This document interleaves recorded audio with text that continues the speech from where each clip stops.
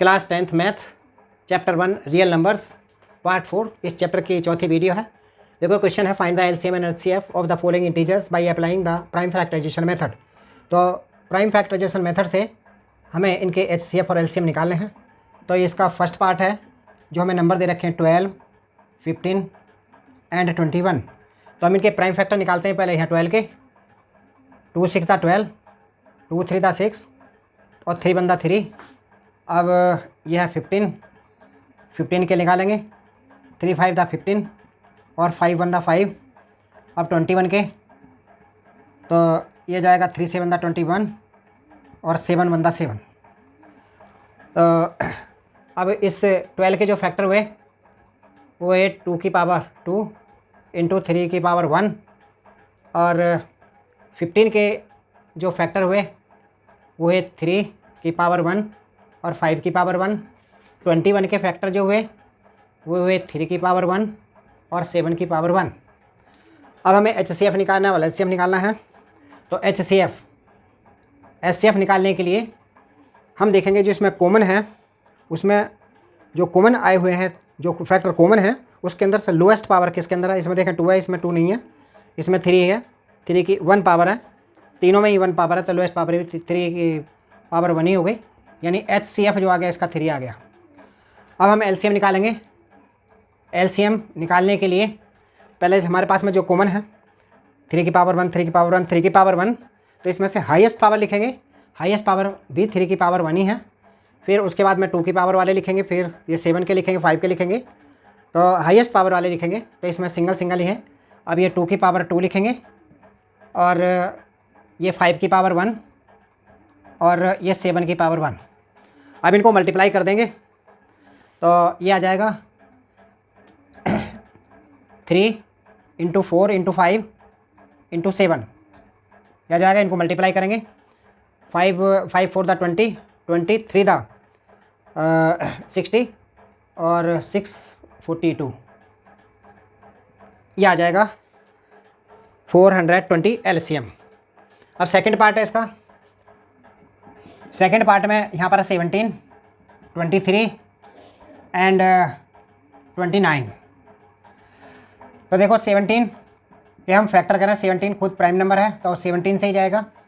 23 ये भी prime number है, ये भी 23 से ही जाएगा। अब ये 29 है, ये भी प्राइम नंबर है, ये भी 29 वरना 29 से ही जाएगा। अब हम एचसीएफ निकालें। अब इनके पहले हम फैक्टर लिखें।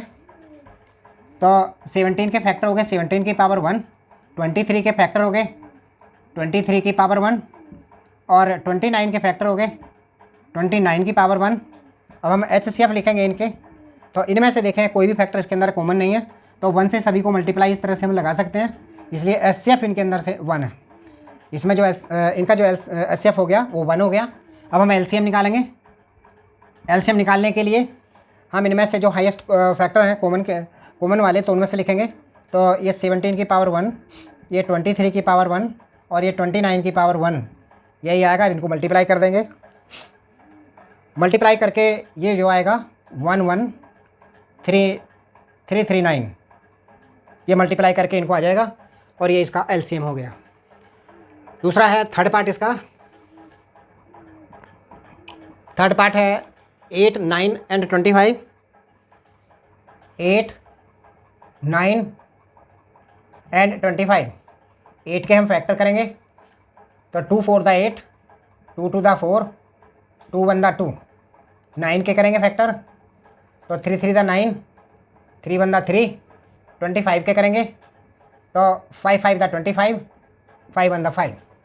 तो ये प्राइम फैक्टर आ गए 8 के 2 की पावर 3 और 9 के प्राइम फैक्टर आ गए 3 की पावर 2 और 25 के फैक्टर आ गए 5 की पावर 2। अब हम एचसीएफ लिखेंगे। तो एचसीएफ में जो कॉमन फैक्टर है उसकी लोएस्ट पावर वाला लिखेंगे। अब इनमें कोई भी मेरे से मैच नहीं करता, ये 2 है, ये 3 है और 5 है, इसलिए एचसीएफ इसका 1 आएगा क्योंकि 1 सभी का इनका मल्टीपल होता है। 1 इन सब का मल्टीपल होता है तो एचसीएफ इसका 1 जो है 1 आ गया। और एलसीएम निकालेंगे तो एलसीएम निकालने में यह आ जाएगा 2 की पावर 3, 3 का स्क्वायर और 5 की पावर 2। अब 2 2 द 4 2 द 8 हो गए, 3 3 द 9 हो गए, 5 5 दा 25 हो गए, और 25 8 दा 200 हो गए, और ये 9, और इनको मल्टीप्लाई करेंगे तो ये 1800 इसका एलसीएम आ जाएगा।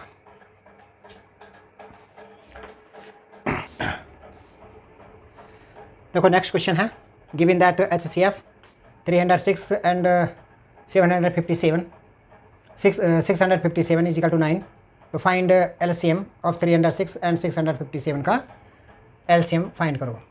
तो answer to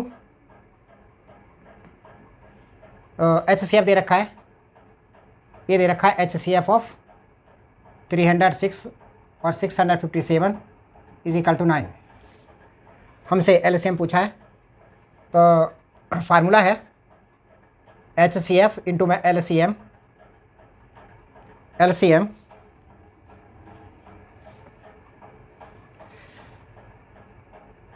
is equal to product of two numbers,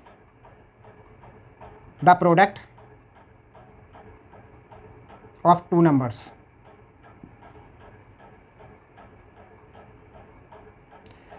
तो HCF है 9, LCM हमें फाइंड करना है, प्रोडक्ट ऑफ टू नंबर्स हैं 306 एंड 657, तो LCM इज इक्वल टू आएगा 306 इंटू 657 अपॉन में 9, ये 9 नीचे आ जाएगा, 9 से इसको डिवाइड करेंगे, काट देंगे इसको, 9 7 दा 63 और 9 3 दा 27 हो गया, इनको इसमें मल्टीप्लाई करेंगे तो एलसीएम आ जाएगा 306 की मल्टीप्लाई करेंगे 73 में, तो इजिकल टू ये आ जाएगा 6 3 दा 18 और 6 7 दा 42 143 43 और ये 4 आ गया। अब ये 3 से 3 दा 9 9 4 13 कैरी 1 3 7 दा 21 और 22, क्या जाएगा 2 2 3 3 8 2 2 3 3 8, ये इसका एलसीएम आ गया। अब ये है चेक वेदर द 6 की power n can and with digit 0। Answer number 3 कहता है 6 की पावर n में जब हम इसको एक्सपेंड करेंगे तो उसके यूनिट प्लेस पर 0 आता है या नहीं। तो देखो n यहाँ पर जो है वो नेचुरल नंबर है, n इज इक्वल टू यहाँ पर है 1 2 3 4 5 एंड सो ऑन। हम 6 की पावर 1 देखें 6 आता है, 6 की पावर 2 देखें 6 इंटू 6 आता है 36 हो गया, और 6 की पावर 3 देखें तो 6 इंटू 6 इंटू 6, तो ये आ जाएगा 216। 6 की पावर 4 देखें तो आएगा 6 इंटू 6 इंटू 6 इंटू 6, और आ जाएगा ये और यह आ जाएगा 1296। अब देखें हम इसके ऊपर पावर 1 2 3 4 आ रहे हैं, तो यूनिट पहले इस पर 6 ही आ रहा है और ये 0 नहीं आएगा, तो इसका मतलब ये है कि चेक वेदर 6 की power n can and with digit 0, तो लिखेंगे नो। तो 6 की power n can not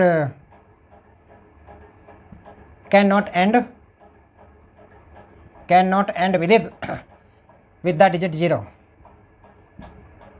the digit 0 for any natural number,